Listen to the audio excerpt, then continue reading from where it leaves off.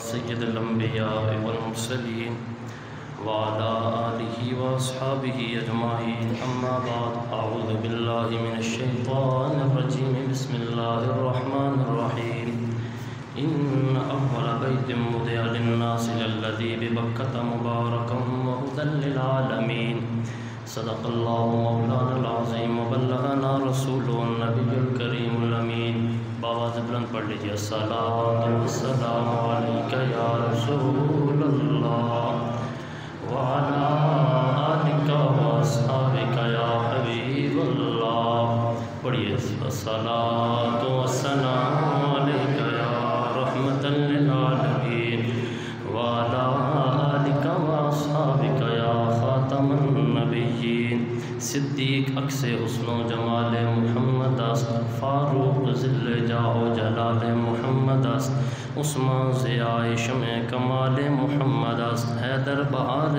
باغ خصال محمد است اسلام ما اطاعت خلفاء راشدین ایمان ما محبت آل محمد است ناد علی مظہر العجائب تجدہ عونا لک فی النوائب کل ہم وغم سینجلی بعظمتک یا اللہ برسالتک یا رسول اللہ وبولایتک یا علی یا علی یا علی امداد کن نظرن جو غم آزاد کن در دین و دنیا شاد کن یا غوث العظم دستگیر بے طلب بھی کہ یہاں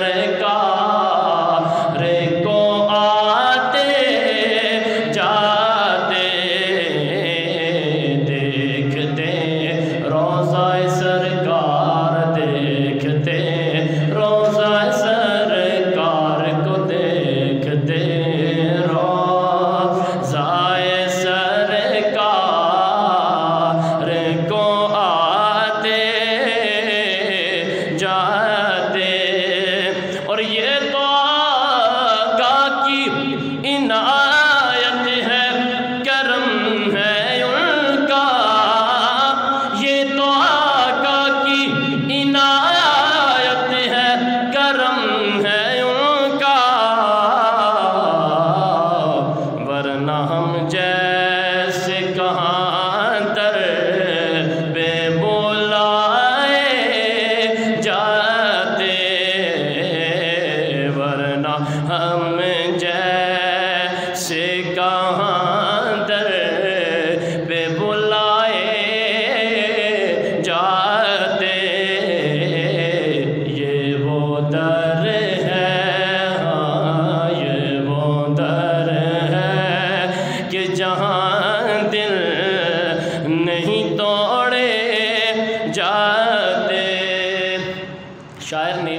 اپنے ایک دل کی کیفیت بیان کی ہے. جیسے غالباً میں پچھلے 3 جمعے ہم نے نماز کے حوالے سے گفتگو کی.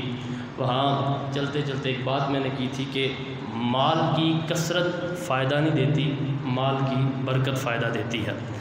اسی طرح بہت سے لوگ اس کشمکش میں رہتے ہیں کہ آخر وجہ کیا ہے کہ جو غلامان مصطفیٰ ہیں وہ بظاہراً مالی طور پہ بھی بڑے کمزور نظر آتے ہیں، لیکن اپنی موج مستی میں رہتے ہیں، دنیا داروں کے آگے جھکنے کو پسند نہیں کرتے. اس کی وجہ کیا ہے؟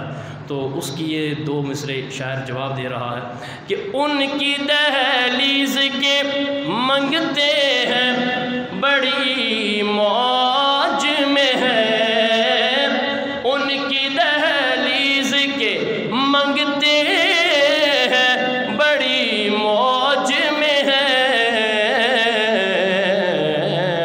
ہم سے اغیار کے آقا، ہم سے اغیار کے ٹکڑے نہیں کھائے جاتے، ہم سے اغیار کے ٹکڑے نہیں کھائے جاتے. صحابہ کی ہر تکلیف کا راز کیا تھا کہ وہ تکلیف دور کیسے ہو جاتی تھی؟ بے شمار واقعات آپ نے سنے. آنکھیں نکلیں لمحوں میں ٹھیک ہوتی دیکھیں، بازو ٹوٹے لمحوں میں ٹھیک ہوتے دیکھے. یہاں پہ جدید ٹیکنالوجی ہونے کے باوجود اب بھی کئی مہینے لگ جاتے ہیں، تب بھی وہ بازو پہلے کی طرح نہیں رہتا. صحابہ فرماتے ہیں لمحوں میں ٹھیک ہوئے ہیں اور پہلے سے زیادہ ٹھیک ہوئے ہیں. وجہ کیا ہے؟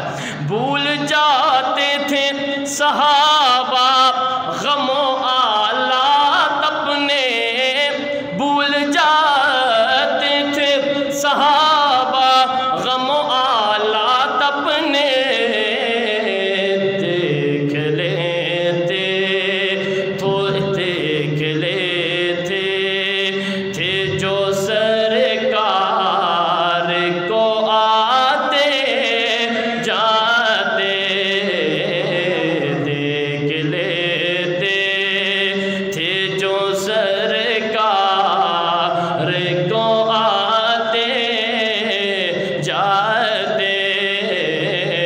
بے طلب بھی کہ یہاں ملتی ہے آتے جاتے، یہ وہ در ہے، ہاں یہ وہ در ہے کہ جہاں دل نہیں توڑے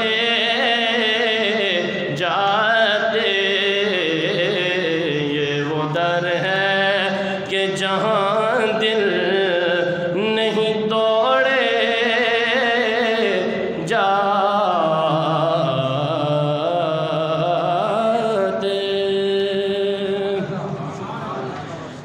بعد از حمد و صلات لائق صد تکریم و احترام جملہ سامعین و حاضرین و ناظرین، السلام علیکم ورحمۃ اللہ وبرکاتہ. خالق کائنات کا بے حد و بے حساب شکر ہے کہ اس خالق و مالک نے مجھے اور آپ کو زندگی میں ایک مرتبہ پھر جمعۃ المبارک کے یہ عظیم لمحات نصیب فرمائے. اللہ پاک ہم سب کا یہاں آنا مل بیٹھنا اپنی بارگاہ میں قبول و منظور فرمائے، اور مجھے حق و سچ بیان کرنے بعد ازاں ہم سب کو اس پر عمل پیرا ہونے کی توفیق عطا فرمائے. حضرات عزیز وقار، چونکہ گزشتہ جمعے ہی میں نے یہ گزارش کی تھی کہ انشاءاللہ آنے والے جو جمعے ہیں وہ حرمین شریفین کی، کیونکہ یہ ایام وہی ہیں، بہت سے لوگ اس بابرکت سعادت کو حاصل کرنے کے لیے روانہ ہو گئے ہیں، بہت سے پہنچ گئے ہیں، بہت سے ابھی سفر کرنے کا ارادہ رکھتے ہیں. اللہ تعالیٰ ہر ایک کو سونے نبی کا دیدار، سونے نبی کے گھر کی اور آقا کریم کے مدینے کے سونے دیار کی بھی زیارت نصیب فرمائے اور اپنے بیت اللہ کی زیارت بھی نصیب فرمائے. حضرات، مکہ المکرمہ کے حوالے سے اور پھر مکہ المکرمہ کی عظمت اور بزرگی کے حوالے سے چند معروضات پیش کریں گے، پھر انشاءاللہ اسی موضوع کے حوالے سے آنے والے 2-4 جمعے جاری رہیں گے. اللہ تعالیٰ مجھے صحیح معنوں میں بیان کرنے کی توفیق عطا فرمائے. خالق کی کائنات نے مکہ کی عظمت کے ساتھ ساتھ مکہ المکرمہ میں جتنی نشانیاں ہیں ان نشانیوں کا ذکر بھی قرآن میں کیا. اور پھر سب سے بڑھ کے شہر مکہ میں اللہ کا اپنا گھر جسے خانہ کعبہ بیت اللہ کہا گیا، یا حرم بھی کہا جاتا ہے، اور حرم کی حدود کے اندر پھر جسے کعبہ اور جسے بیت اللہ کہا جاتا ہے، اس کی بھی خاصتاً شان قرآن میں بیان کی ہے۔ اللہ نے قرآن کی آیات کی صورت میں بیان کی، اور پھر علماء مفسرین نے انہی آیات کی تفسیر کرتے ہوئے پورا ایک پس منظر بھی آج تک اور صبح قیامت تک آنے والے ہر ایمان کے سامنے رکھا۔ آخر وجہ کیا ہے کہ اللہ نے اسی زمین کے خطے کو کیوں چنا اپنے گھر کے لیے؟ یہ زمین جدھر میں اور آپ بیٹھے ہیں، اس کا بھی خالق، اس کا بھی تخلیق کرنے والا رب ہے۔ جہاں پاکستان ہے، ہندوستان ہے، یا دیگر جتنے ممالک ہیں، ان کو بھی تخلیق کرنے والا رب ہے۔ لیکن اس خطے کو چننے کی وجہ کیا ہے، اور اس خطے کو چن کے پھر اتنی عظمتیں دینے کی وجہ کیا ہے، یہ قرآن و حدیث کی روشنی میں سمجھنے کی کوشش کریں گے۔ اس سے پہلے جو آیت میں نے آپ احباب کے سامنے پڑھی، اس آیت کا آغاز کرنے سے پہلے میں ایک بات، چونکہ شاید آغاز کی کچھ باتیں مشکل ہوں، لیکن پوری کوشش کریں گے جتنا آسان الفاظ میں سمجھایا جائے، اور جتنا آسان الفاظ میں خود بھی سمجھے کہ اور پھر آپ تک یہ پیغام پہنچایا جائے۔ لیکن اس کے لیے بس گزارش یہ ہے کہ توجہ سے سنیے گا تاکہ میرے لیے بھی آسانی ہو، کیونکہ ہر بندے کا اپنا ایک مزاج ہوتا ہے۔ جب چہروں پہ اس طرح کھلکھلاہٹ نظر نہ آئے تو پھر ہم یہ سمجھتے ہیں کہ شاید ہماری بات اچھے طریقے سے پہنچ نہیں پا رہی، یا ہم اپنا پیغام دے نہیں پا رہے۔ خالق کائنات نے جب اپنی لاریب کتاب میں یہ ارشاد فرمایا کہ پہلا گھر جو ہے وہ مکہ ہے، وضع للناس، جو لوگوں کے لیے بنایا گیا، بے بکہ۔ میں آغاز ہی نہیں، چلے اس پہ کلام کر دیتے ہیں کہ مکہ کے دو نام ہیں، عربی میں بکہ بھی کہا جاتا ہے، مکہ بھی کہا جاتا ہے، دونوں کے معنی بھی قریب قریب ہیں، لیکن اس پہ پھر چونکہ طویل کلام ہو جائے گا۔ فرمایا مبارکن، اور یہ برکت والا ہے، وہدی للعالمین، اور یہ سارے جہانوں کے لیے ہدایت والا ہے۔ یہ اس آیت کا سادہ مفہومی ترجمہ ہے۔ اب وجہ کیا ہے کہ اللہ نے بات کا آغاز ہی اول سے کیوں کیا؟ یہ کیوں کہا کہ اول بیت، پہلا گھر یہ ہے؟ اس آیت کے شان نزول جو علماء مفسرین نے لکھے، میں ان میں سے صرف دو آپ کے سامنے رکھتا ہوں۔ جب یہودیوں، اس آیت میں یہودی قوم کو جواب دیا گیا ہے کہ یہودیوں نے یہ کہا تھا جب سرکار دو عالم کو نبوت پیش کی گئی اور حضور نے جب اس قبلے کو اختیار کیا تو یہودیوں نے کہا کہ بیت المقدس کعبے سے افضل ہے اور بیت المقدس کعبے سے پہلے ہے، یعنی یہودیوں کا یہ نظریہ تھا پہلا گھر وہ ہے۔ تو مسلمانوں نے تو اعلیٰ چیز کو چھوڑ کے ادنا کو اختیار کر لیا ہے، لہٰذا ان کی تردید کے لیے جب یہودی یہ بات کرتے تھے تو رب نے بات ہی اول سے شروع کی، فرمایا اول بیت۔ اب اس سے پہلے جو لفظ ان ہے، عربی گرامر کے اعتبار سے یہ ایک اصول ذہن میں رکھ لیں، جس قوم کے فتنوں نے جنم لینا ہو، جس چیز نے آگے جا کے نکلنا ہو، جنم لینا ہو، اللہ چونکہ وہ تو سب جانتا ہے، رب کو پتہ تھا یہودی انکار کرتے بھی ہیں اور ان کی نسلیں قیامت تک انکار کرتی بھی رہیں گی، اس لیے یہ قرآن کا اصول ہے، جہاں بھی آپ پڑھ کے دیکھ لیں انا، قد، لقد یا لام تاکید، لام، یہ 3-4 ایسے لفظ ہیں، جہاں بھی بات کے آغاز سے پہلے یہ چیزیں آ جائیں تو وہ آنے والے تمام شبہات کا ازالہ کر دیتی ہیں، آنے والے تمام معترضین کو جواب دے دیتی ہیں۔ اللہ نے بات ہی حرف تحقیق سے شروع کی کہ بے شک، ویسے عام بات نہیں ہے، یعنی رب بتانا یہ چاہ رہا، یہ تحقیق شدہ اور حق بات ہے کہ اول بیت، بیت المقدس پہلا گھر نہیں ہے، بلکہ دھرتی پہ سب سے پہلا گھر میں رب قرآن میں کہہ رہا ہوں وہ میرا بیت اللہ ہے جو مکہ کی دھرتی پہ واقع ہے۔ اب اس پہ بھی علماء مفسرین نے مختصر کلام کیا ہے، میں صرف ایک بات کر کے پھر آگے چلتے ہیں۔ علماء فرماتے ہیں، اور یہ صاحب تفسیر روح المعانی آپ نے اسی آیت کے تحت لکھا، زمین اور آسمان کی پیدائش سے پہلے پانی تھا، رب نے اس پانی سے پھر جھاگ پیدا کی، وہ جھاگ ایک روایت کے مطابق 40 سال ایک ہی جگہ پر محفوظ رہی، جب وہ جھاگ پھیلی اسی کے پھیلنے کے سبب یہ زمین آج معرض وجود میں آئی۔ اب فرمایا یہ جا رہا ہے کہ اس پھیلی ہوئی جھاگ کا نام یعنی زمین ہے، اس جھاگ کی پیدائش آسمانوں کی پیدائش سے بھی پہلے۔ اب چونکہ زمین تو اس جھاگ کے ذریعے پیدا ہو رہی ہے، تو فرمایا اس جھاگ کی جو پیدائش ہے وہ آسمان کی پیدائش سے بھی پہلے ہے، اور جس جگہ وہ 40 سال تک اللہ نے اس پانی سے جو جھاگ پیدا کی اور 40 سال تک وہ جھاگ رہی، جس جگہ وہ 40 سال تک جھاگ محفوظ رہی، علماء مفسرین فرماتے ہیں یہ وہی جگہ ہے جس جگہ آج میں اور تو قبلے کی طرف منہ کر کے نماز پڑھ رہے ہیں، یعنی خانہ کعبہ جدھر تعمیر ہے یہی وہ جگہ ہے جدھر اللہ نے 40 سال تک یہ جھاگ محفوظ کر رکھی تھی۔ اب یہ بات کر کے یہ تاریخی حقائق بتا کے علماء بتانا یہ چاہ رہے ہیں رب گویا جو رب قرآن میں یہ تحقیق کے ساتھ بات کر رہا ہے، اللہ نے اعلان کر رکھا ہے تم بیت المقدس کی بات کر رہے ہو، بیت المقدس تو بڑے دور کی بات، جب آسمانوں کا وجود بھی نہیں تھا اس جھاگ کے ذریعے ہم نے دھرتی پہ بیت اللہ کو تعمیر کر رکھا تھا۔ ایک بات، اب جب یہودیوں کے اعتراض بڑھتے گئے، بلکہ صاحب تفسیر معانی علامہ مفتی احمد یار خان نعیمی آپ تو یہ بھی لکھتے ہیں بیت المقدس کی طرف جب بیت المقدس سے منہ پھیر کے بیت اللہ کی طرف منہ کر کے مسلمانوں نے نماز پڑھنا شروع کی تو یہودی ٹھٹا کرتے رہے، مذاق کرتے رہے، طنز کرتے رہے کہ جی انہوں نے اعلیٰ کو چھوڑا ہے ادنا کی طرف چلے گئے ہیں، اب پرانی چیزوں کی طرف چلے گئے ہیں، دنیا نئی کی چیز کی طرف جاتی ہے۔ اللہ نے پھر اسی ایک آیت کے ذریعے یہ جواب دیا، فرمایا نئی پرانی نہیں، یہ وہ ہے جو لوگوں کے لیے بنائی گئی ہے، وضع للناس، فرمایا مبارکن، یہ قیامت تک برکت والی ہے، وہدن، اور قیامت تک سارے جہانوں کو یہ کعبہ فیض دیتا رہے گا۔ ایک ہی آیت میں ایک ایک لفظ سے اللہ نے ان یہودیوں کی سارے اعتراضات اور شبہات کا جواب دیا۔ اب ایک مرتبہ مچل کے بولیے سبحان اللہ، اور اس کعبے اور بالخصوص مکہ المکرمہ کی جن وجوہات کی وجہ سے اللہ نے اتنا عروج دیا ہے ان پہ کلام کرتے، مچل کے بولیے سبحان اللہ۔ خالق کائنات نے فرمایا ان اول بیت وضع للناس للذی ببکۃ مبارکا وہدی للعالمین،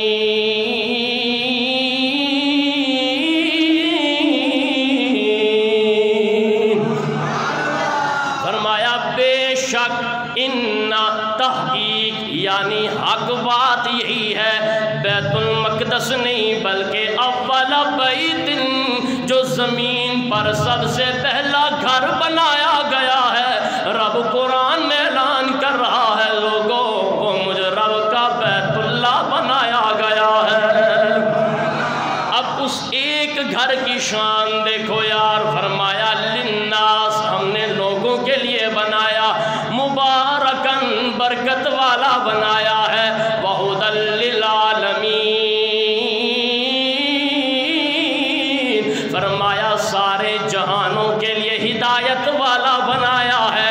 یار یہ چار دیواریں، آج پڑھا لکھا طبقہ ہمیں یہ بتا رہا ہے یہ دیوار یا یہ مزار تمہیں کیا فائدہ دے گا، یہ تعویذ تمہیں کیا فائدہ دیں گے؟ میں نے کہا رب قرآن میں کہہ رہا ہے کعبے کی چار ہی دیواریں ہیں جو قیامت تک آنے والے، ایک مجھے تجھے ہی نہیں، صرف انسانوں جنوں کو ہی نہیں بلکہ للعالمین، فرمایا سارے عالمین کے لیے ہدایت کا سبب ہے۔ اگر چار دیواریں یار ہدایت کا سبب بن سکتی ہیں، مانا جائے رب کے پیارے بھی ہدایت کا سبب بن سکتے ہیں، آمنہ کا لال بھی بن سکتا ہے۔ فرمایا ہدی للعالمین، یا اللہ اب اس کعبے اور بالخصوص مکہ شہر کو اتنی عظمتیں کیوں ملی؟ میں آغاز میں بس وہ آیت پڑھ دیتا ہوں لیکن اسی آیت پہ کلام تفصیل سے اگلے جمعے کریں گے۔ فرمایا لا اقسم بہذا البلد، اسی شہر کی قسمیں کھائی جا رہی ہیں، لا اقسم بہذا البلد، سونیا ہمیں اس شہر کی قسم، علماء مفسرین فرماتے ہیں بلد سے مراد مکہ شہر ہے، فرمایا اس مکہ شہر کی قسمیں کھائی جا رہی ہے۔ یا اللہ قسم کھانے کی وجہ کیا ہے؟ کیونکہ بے شمار ایسے واقعات، بے شمار ایسی زیارات، بے شمار ایسی مکانات یہاں موجود ہیں، شاید ان کی وجہ سے کھائی جا رہی ہو۔ بے شمار تاریخی مقامات بھی اسی مکے کی دھرتی پہ موجود، چند باتیں سامنے رکھ رہا ہوں۔ جبل ابو قیس مکہ میں موجود، مولد الرسول یعنی سونے نبی کی ولادت بھی اسی شہر مکہ میں ہوئی۔ یا اللہ کیا اس وجہ سے اس کی قسمیں کھائی جا رہی ہے کہ خدیجۃ الکبریٰ کا مکان بھی اسی مکے میں موجود؟ ربا سونیا کیا اس وجہ سے اس شہر کی قسمیں کھائی جا رہی ہے؟ جنت المعلیٰ جیسا قبرستان بھی اس مکہ میں موجود؟ فرمایا نہیں۔ یا اللہ سونے نبی کے یار غار یار مزار صدیق اکبر کا گھر بھی ادھر موجود؟ فرمایا نہیں، اس وجہ سے بھی نہیں۔ یا اللہ دار ارقم بھی مکہ میں موجود؟ فرمایا نہیں، اس وجہ سے بھی نہیں۔ یا اللہ غار حرا بھی مکہ میں موجود؟ فرمایا اس وجہ سے بھی نہیں۔ یا اللہ غار سور بھی مکہ میں موجود؟ یا اللہ مسجد حمزہ، مسجد شجرہ، مسجد اجابت، مسجد جبل ابو قیس، مسجد کوثر، مسجد بلال، یہ تاریخی مساجد بھی اسی مکہ میں موجود؟ فرمایا ان ساری وجوہات کی وجہ سے بھی نہیں کہا رہا۔ یا اللہ مسجد جرانہ بھی مکہ میں موجود، مسجد عقبہ بھی مکہ میں موجود، مسجد شق القمر بھی مسجد مکہ میں موجود، مسجد خالد بن ولید بھی مکہ میں موجود، مقبرہ سیدہ خدیجہ الکبریٰ بھی مکہ میں موجود۔ فرمائے ساری چیزیں اپنی جگہ ہیں، یہ سارے مقامات اپنی جگہ ہیں، ان سب کی عظمتیں اپنی جگہ ہیں، لیکن زمانے والوں ان سب کی وجہ سے نہیں بلکہ وَأَنْتَ حِلٌّ بِهَذَا الْبَلَدِ، مکہ شہر کی قسم کھانے کا ایک ہی سبب ہے، گلیاں تو میری بنائی گئی ہیں، ان گلیوں میں تلیاں سونے محمد کی لگی ہیں۔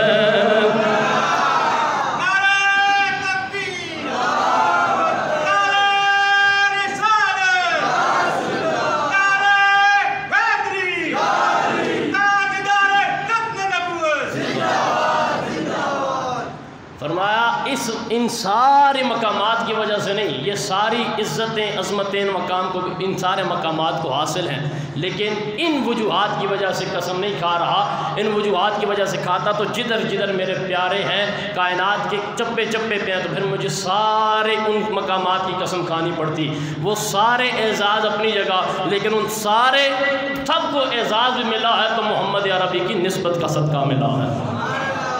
اب اسی مکے میں یہ جو چند میں نے مقام بتا دیے، لیکن ان سب سے بھی اگر دیکھا جائے تو سب سے اعلیٰ مقام کعبے کو حاصل ہے۔ اب مکہ کے اندر کعبہ موجود ہے۔ اب خاصتاً ان چار دیواروں یعنی کعبے کے حوالے سے کلام کرتے ہیں۔ جو کعبے کو رب نے بیت المقدس، آخر وجہ کیا بنی ہے؟ قبلہ پہلے وہی تھا، اللہ نے اس طرف کیوں پھیرا، اس طرف وجہ کیا بنی ہے وہ بھی آگے چل کے بتاتے ہیں، لیکن اب اس کی وہ خصوصیات، جن خصوصیات کی وجہ سے، لیکن یہ ساری خصوصیات بھی پھر کعبے کو مصطفیٰ کی نسبت کی وجہ سے ہی ملی ہے، لیکن آغاز سے بس یہ سنتے جائیں پھر آخر میں نتیجہ دیں گے۔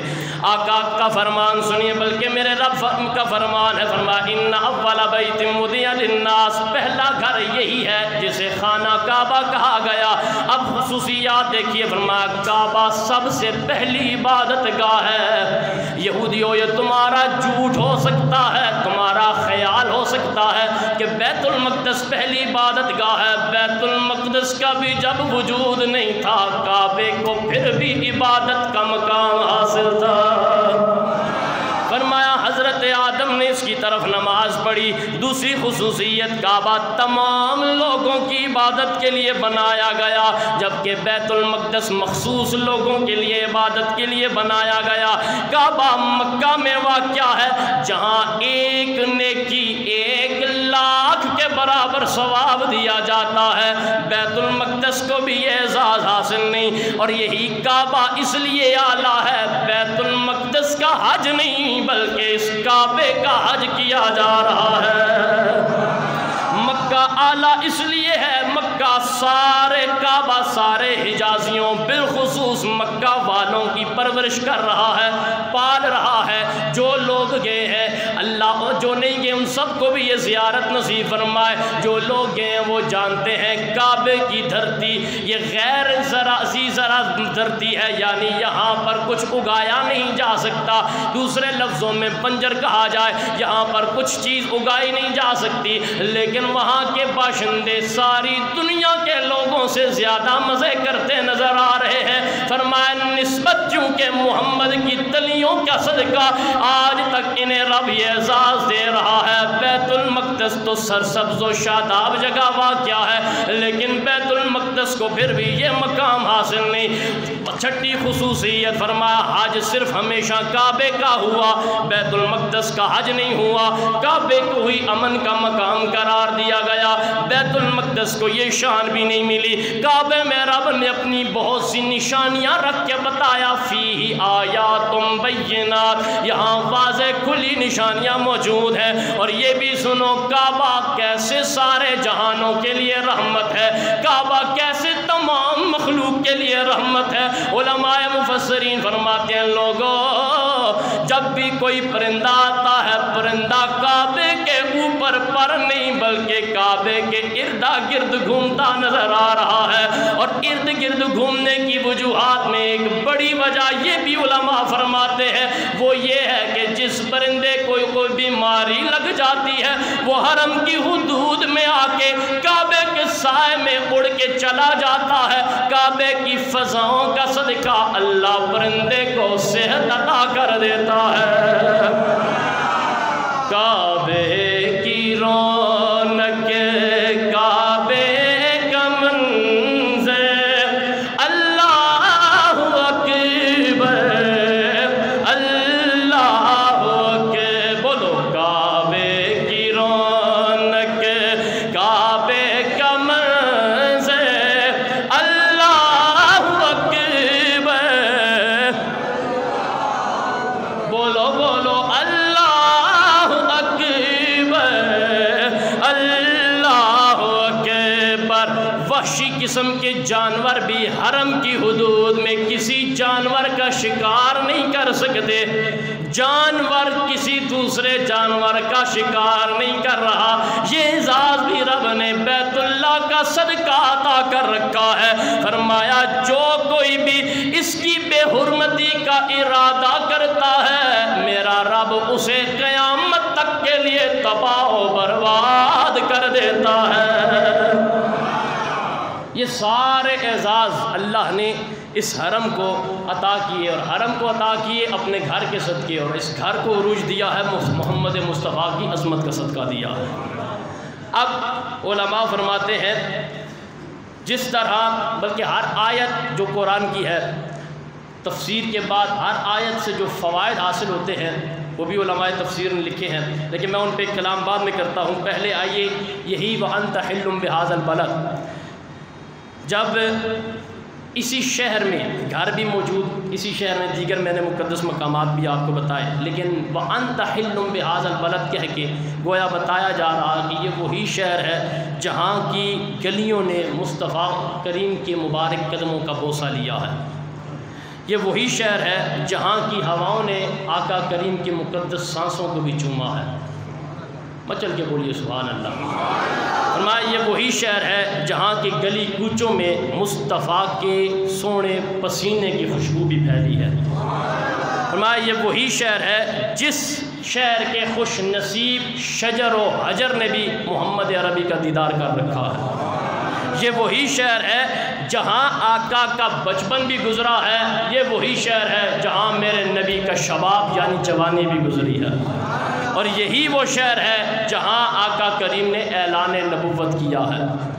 اب اس شہر کے اندر پھر بات آ گئی کعبے پہ، کعبے کو پھر سے عروج کیسے ملا؟ پہلے تو سب سے بڑی وجہ یہی ہے کہ نسبت مصطفیٰ کا صدقہ، لیکن اب آقا کی نسبت دیکھیے کہاں تک گئی میرے آقا کی نسبت۔ بیت المقدس سے جب حضور نے رخ پھیرا اور بیت اللہ کی طرف یعنی کعبے کی طرف منہ کر کے نماز پڑھنا شروع کی، تو اس کے بعد پھر سے کعبے کو وہ عروج دیا ہے آج تک، اور آج سے پھر صبح قیامت تک اس گھر کو جو رب نے عروج دے رکھا ہے، کائنات کے کسی مقام کو عروج ملا ہی نہیں ہے۔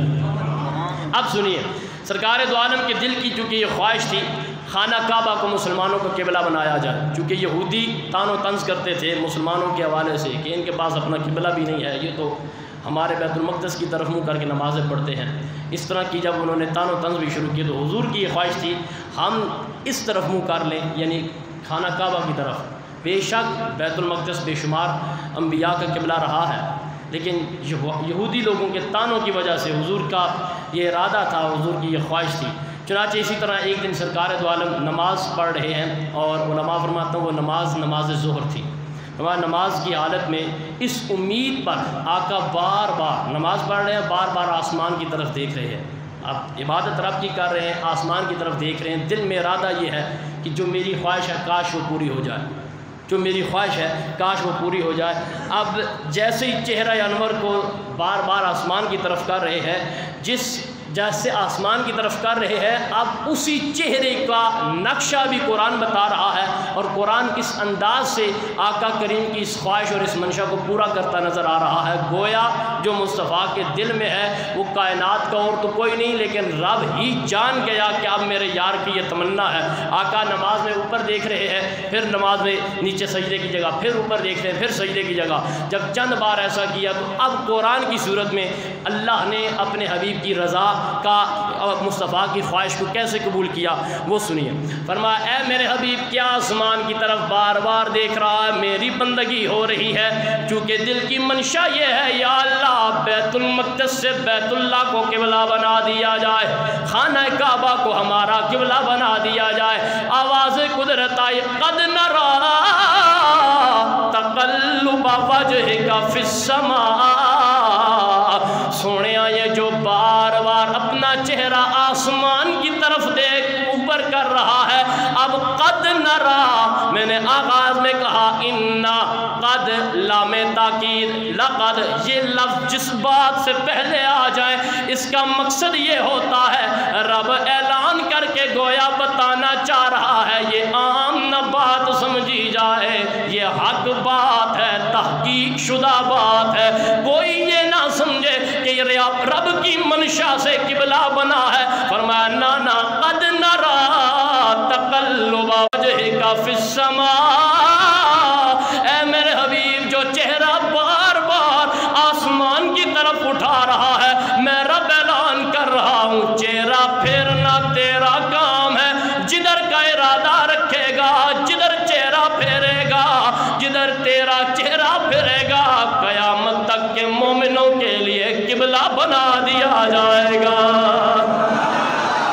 اسی لیے کسی نے کیا خوب کہا، سہے عزت و اطلاع محمدی، سہے عزت و اطلاع محمدی کی ہے عرش حق زیر پائے محمد، کی ہے عرش حق زیر پائے محمد۔ توجہ، خدا کی رضا چاہتے ہیں دو عالم، خدا کی رضا میں بھی یہ چاہ رہا ہوں، آپ بھی یہ چاہتے ہیں، ہر ایمان والے کی یہ خواہش ہے رب راضی ہو جائے، مالک راضی ہو گیا، دنیا بھی بن گئی، قبر و حشر بھی بن گئی، خدا کی رضا چاہتے ہیں دو عالم، خدا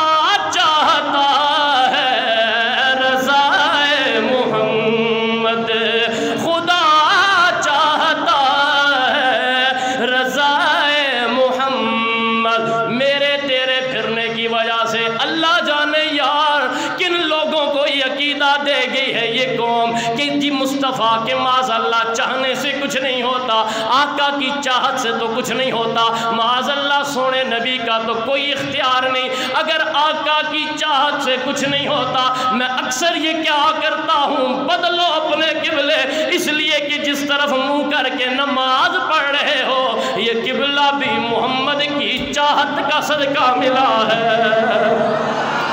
خدا کی رضا چاہتے ہیں دو عالم، خدا چاہتا ہے رضا محمد۔ صاحب تفسیر تفسیر کبیر فرماتے ہیں ایک تو یہ سونے نبی کا مقام بھی بتانا تھا، دوسری اس بات کے پیچھے حکمت یہ تھی رب چاہتا تو حکم بیان کر دیتا، اے میرے حبیب بس اس طرف منہ کر لے، نہ فرمایا جدھر تیرا منہ ہوگا، جدھر تیری مرضی ہوگی، جدھر تیری چاہت ہوگی، جدھر تیری منشا ہوگی، میں رب قیامت تک کے لیے وہ قبلہ بناؤں گا تاکہ پتہ چل جائے، اپنی زبان میں کہے تو چھاننا پھیر دیا جائے، کوئی یہ گستاخ اٹھ کے نہ کہے یہ رب کا حکم ہے، حکم رب کا ضرور ہے لیکن چاہت میرے محمد کی شامل ہے۔ اور صاحب تفسیر کبیر نے فرمایا وجہ یہ ہے اگر آقا کو حکم نہ دیا جاتا، بغیر محمد کی چاہت کے قبلہ بنا دیا جاتا، مومن منافق میں فرق کیسے کیا جاتا؟ آقا پھرتے گئے، مومنوں نے چہرہ بھی مصطفیٰ کے پیچھے پھیر لیا، منافق بدلتے گئے، چھاننا لگ گیا، یہ اپنا بن گیا ہے، یہ بیگانہ بن گیا ہے۔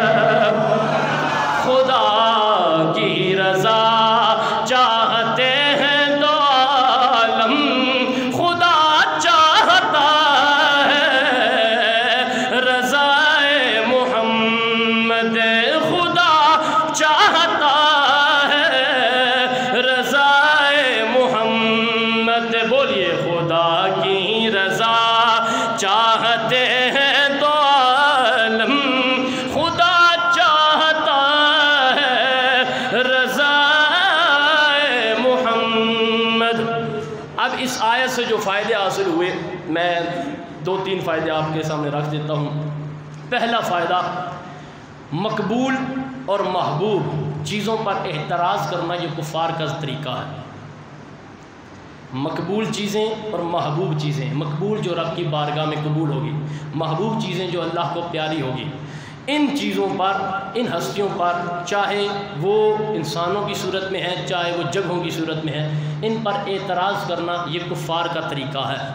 کعبے کی طرف اعتراض کیا گیا، کعبے پر یہودیوں کی طرف سے، اور پھر یہ بھی پوری بات سن لیجئے، پھر ان منکرین کو جواب دینا یہ رب سونے کی اپنی سنت ہے۔ اعتراض یہودیوں نے کیا، جواب اللہ نے قرآن میں دیا، فرمایا ان اول بیت وضع للناس للذی ببکۃ مبارک وہدی للعالمین۔ ایک فائدہ۔ دوسرا فائدہ، مقبول بندوں اور محبوب چیزوں میں فرق مراتب ہوتے ہیں۔ نفس مقبولیت میں، نفس محبوبیت میں سارے برابر ہیں، جیسے حضور کے سارے صحابہ ہیں جنہوں نے حضور کو چند لمحوں کے لیے دیکھا، جو بدری صحابہ ہیں، جو بعد میں آئے، جو فتح مکہ سے پہلے، سارے صحابہ ہیں، لیکن فرق مراتب ہیں۔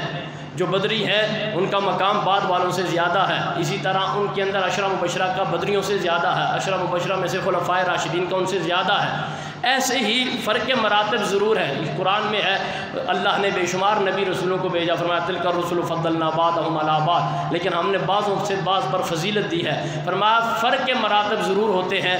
ایسے ہی نسبت کا بتایا جا رہا ہے، یہ جدھر میں اور آپ بیٹھے یہ بھی رب کا گھر ہے، آگے 4 گلیاں چھوڑ کے وہاں مسجد ہے وہ بھی رب کا گھر ہے، یہ ہماری گلی میں سارے گھر ہیں، یہ انہیں بھی گھر ہی کہا جاتا ہے، یہ گھر ان سارے گھروں سے ممتاز۔ اسی طرح ان ساری مساجد میں سے پھر چند مسجدیں اللہ نے ممتاز بنا رکھی، جیسے مسجد اقصیٰ، پھر مسجد نبوی، پھر مسجد حرام۔ اسی طرح فرمایا جا رہا ہے ان سارے گھروں میں سے اعلیٰ رب نے جس چیز کو بنایا اور جس گھر کو بنایا وہ ہے بیت اللہ۔ فرمایا اس لیے کہ وہاں عبادت کریں گے تو لاکھ عبادات کا ثواب ملے گا، اور جدھر بھی دنیا میں چلے جاؤ منہ پھر بھی اسی کی طرف کر کے عبادت کرنی پڑے گی، نسبت۔ اور تیسرا فائدہ، اور یہ توجہ سے سنیے گا، سب سے پہلے ہونا اور سب سے بعد میں آنا یہ بھی فضیلت اور افضلیت کا معیار بتاتا ہے۔ میں نے آغاز میں بتا دیا جب آسمان بھی نہیں تھا کعبے کی تخلیق کا سلسلہ شروع ہو گیا تھا۔ اللہ نے چونکہ آسمان اور زمین سے پہلے پانی تھا، پانی پر جو جھاگ تھی، میں پھر بتا دیتا ہوں چونکہ بہت سے دوست ابھی آئے ہیں، اس پانی پر جو اللہ نے اس سے جھاگ پیدا کی، وہ جھاگ 40 سال تک محفوظ رکھی، اور وہ اس جگہ محفوظ رکھی جہاں آج کعبہ بنا ہوا ہے۔ تو یہ یہودیوں کو چونکہ جواب دیا گیا تھا، ان کا یہ نظریہ تھا پہلا گھر بیت المقدس ہے، تو اللہ نے اعلان کیا اول بیت، پہلا گھر وہ نہیں، پہلا گھر یہ ہے۔ اب پہلا تھا یہ، وجود تھا لیکن ظہور کب ہوا اور سامنے منظر عام پہ کب آیا؟ یہ رفتہ رفتہ حالات جیسے جیسے بنتے گئے، پھر آیا آدم علیہ السلام کے دور میں آیا، پھر اس کے بعد حضرت ابراہیم نے اسماعیل نے بنایا، پھر اس کے بعد سارا سلسلہ، بہت ساری تاریخ آپ جانتے بھی ہیں، لیکن میں اس کی ابتدا بتا رہا ہوں۔ اولیت اور خاتمیت یعنی آخریت یہ بھی ایک افضلیت کا معیار رکھتا ہے۔ میں اب یہاں سے قیاس کرنے جا رہا ہوں، اللہ کرے آپ احباب اچھی طرح سے سمجھ جائیں اور دنیا کو تاکہ یہ پتہ چلے ہم جس مسئلے پہ لوگ کہتے ہیں ہائپر ہوتے ہیں، ہائپر نہیں ہوتے، ہم قرآن کو سامنے رکھ کے بات بتا رہے ہوتے ہیں۔ جب قرآن یار ایک چیز واضح بتا رہا ہے، میرا نبی، لوگ کہتے ہیں نا ہم یہ ماننے، کئی تو پہلا نہیں مانتے، کئی قادیانی ایسے ہیں جو آخری نہیں مانتے، ہم بھی یہ بتا رہے ہیں میرا نبی وجود کے اعتبار سے سب سے پہلے ہے، ظہور کے اعتبار سے سب سے آخر میں آیا ہے۔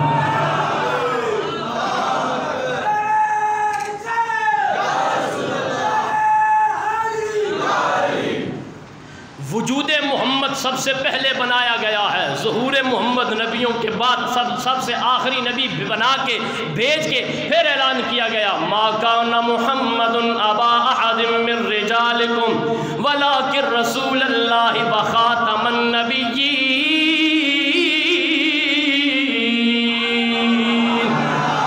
فرمایا سنو سنو، میرا یار محمد تم مردوں میں سے کسی کا باپ نہیں ہے، ولیکن رسول اللہ، لیکن رب کا رسول ہے اور عام رسول نہیں، خاتم النبیین،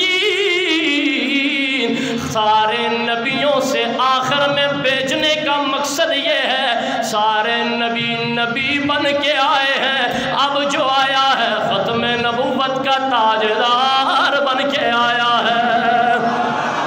ہم یہ پوچھنا چاہتے ہیں ان قادیانیوں سے، ان قادیانی نوازوں سے، اگر بیت اللہ کو پہلا گھر مانتے ہو اور دلیل قرآن کی یہ آیت رکھتے ہو کہ اول بیت وضع للناس، یہی اعتراض تو یہودی بھی کرتے رہے، ہم دلیل کے طور پہ قرآن کی یہ آیت رکھتے ہیں، تو پھر اس مزاج کو کیوں اپنائے بیٹھے ہو؟ افتؤمنون ببعض الکتاب وتکفرون ببعض، جہاں تمہیں اپنا مزاج قبول ہو وہاں تو تم اپنے جواب کے لیے یہ آیت یہودی اور کفار کو بتا دیتے ہو، نہ جی پہلا گھر کعبہ ہے اور حقیقت بھی یہی ہے، اچھی بات ہے، تو جو قرآن کعبے کو پہلا کہہ رہا ہے وہی قرآن زہرا کے بابا کو آخری نبی کہہ رہا ہے۔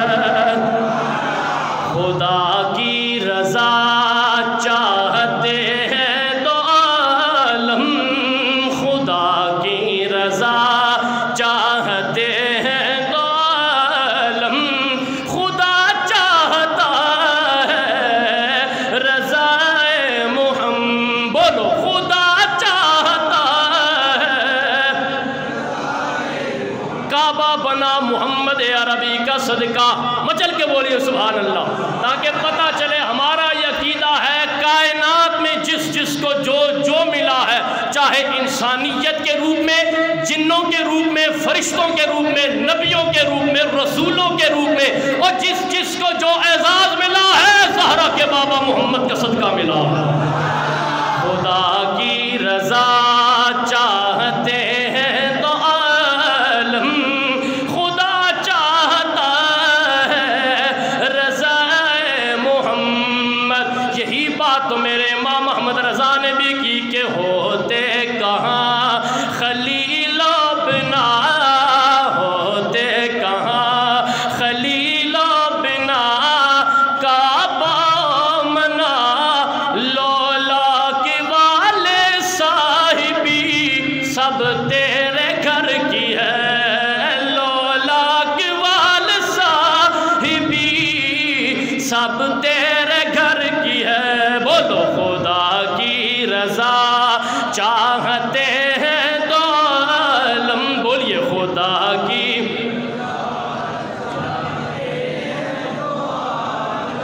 خدا چاہتا ہے رضا محمد، خدا چاہتا ہے رضا محمد۔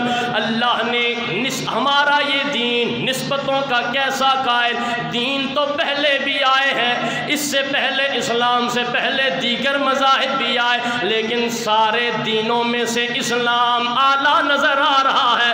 وجہ کیا ہے؟ نسبت محمد عربی سے ہے۔ گھر والے یار میرے بھی ہیں، گھر والے آپ کے بھی ہیں، نہ میرے گھر والوں کو اہل بیت کہا جاتا ہے، نہ آپ کے گھر والوں کو اہل بیت کہا جاتا ہے، لیکن محمد کے گھرانے کو اہل بیت کہہ کے بتایا جا رہا ہے۔ ان ذاتوں کی وجہ سے نہیں، محمد کی نسبت کی وجہ حاصل ہے۔ یار دوست میرے بھی ہیں، سنگی بیلی آپ کے بھی ہیں، میرے تیرے یاروں دوستوں کو صحابی نہیں کہا جاتا، میرے نبی کے سارے یاروں کو قرآن صحابیت کا تاج عطا فرما رہا ہے۔ تعریفیں میری بھی ہوتی ہیں، تعریفیں آپ کی بھی ہو رہی ہیں، میری تیری تعریف کو نعت نہیں کہا گیا، آقا کی جب بھی تعریف کی گئی ہے اسے نعت محمد مصطفیٰ کہا گیا ہے۔ لوگ کہتے ہیں جی نسبتیں کیا دیتی ہیں، میں نے کہا کلمہ پڑھ کے بھی اگر کوئی یہ بات کرے، اگر یہ جملہ سخت ہے پھر بھی قبول کرو، ہم تو سمجھتے ہیں پھر اسلام سے غداری کرتے نظر آ رہے ہو، اس لیے کہ جس اسلام کو قبول کر کے پھر بھی مصطفیٰ کی نسبت کو اعلیٰ نہیں سمجھتے، چھوڑ دو کلمہ، اس لیے کہ اسلام بھی اعلیٰ بنا ہے، محمد کی نسبت کا صدقہ بنا ہے۔ خدا کی رضا چاہتے ہیں تو عالم، بولو خدا کی رضا چاہتے ہیں تو عالم، خدا چاہتا ہے رضائے محمد، بولو خدا چاہتا ہے رضائے محمد۔ بے شمار چیزیں ایسی ابھی بھی بتائی جا سکتی ہیں جو رب کی طرف سے نہیں، حکم بے شک رب کا ہے، لیکن وجہ پھر میرے نبی کی ذات بنتی نظر آ رہی ہے۔ بے شمار چیزیں ایسی ہیں، اس پہ پھر ایک طویل موضوع بنا جائے گا، لیکن اب اس آیت پہ اٹھنے والے اعتراض، پہلا اعتراض ہم سے یہ کیا جاتا ہے جی اس آیت میں معاذ اللہ میں تعارض معلوم ہو رہا ہے، رب کے کلام پر بھی لوگوں نے انگلیاں اٹھائیں، میری تیری بات پر اگر اعتراض ہو رہا ہے، ہمیں تو قرآن سبق دے رہا ہے صبر سے کام لیا جائے، تحمل سے کام لیا جائے، اس لیے کہ اگر لا ریب کلام پر انگلی اٹھ سکتی ہے، میرا تیرا کلام تو کوئی معنی نہیں رکھتا۔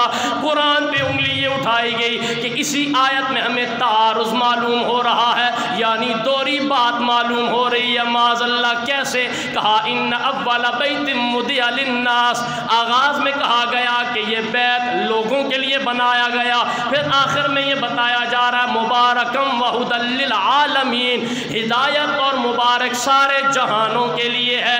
اگر لوگوں کے لیے بنایا گیا ہے تو پھر صرف لوگوں کے لیے یعنی انسانوں کے لیے ہدایت ہوتا، یہ سارے جہانوں کے لیے کیسے ہدایت بن گیا؟ اس کے دو جواب سن لیے۔ کعبے کا تقرر تو صرف ہمارے لیے ہوا، یعنی صرف انسانوں کے لیے ہوا، ہم ہی اصل مقصود ہے، لیکن دوسری مخلوق کو ہمارے تابع کر کے کعبے سے فائدہ دیا جا رہا ہے۔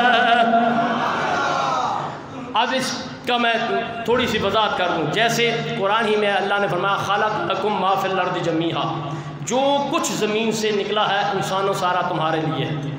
اب ایمان سے بتائیں جو کچھ زمین سے نکل رہا ہے کھانے پینے کا، وہ صرف میں اور آپ ہی ہیں یا دیگر مخلوق بھی فائدہ لے رہی ہے؟ جانور لے رہے ہیں یا نہیں لے رہے؟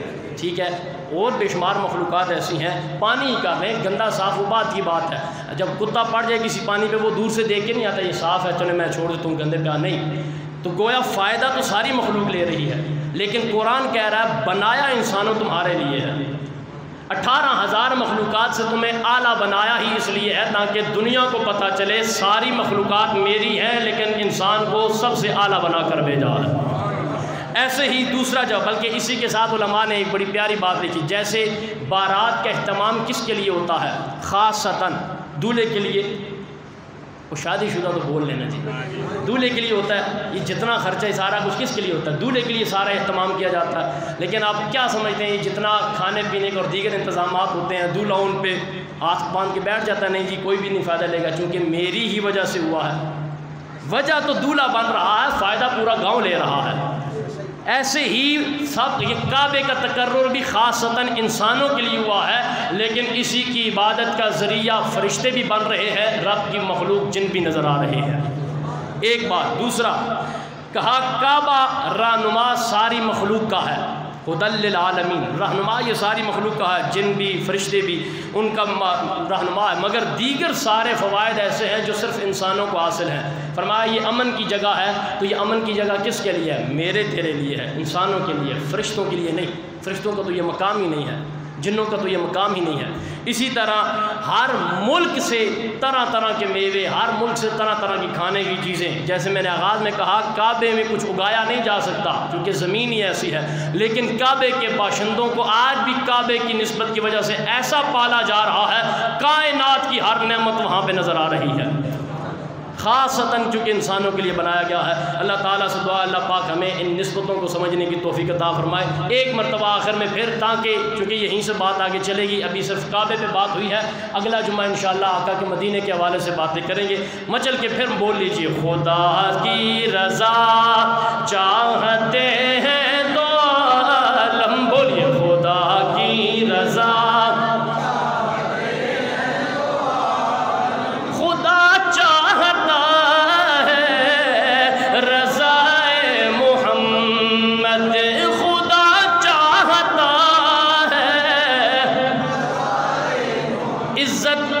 شان رفت مقام دیکھ سونے نبی کا زہ عزت و اطلاع محمد، زہ عزت و اطلاع محمد.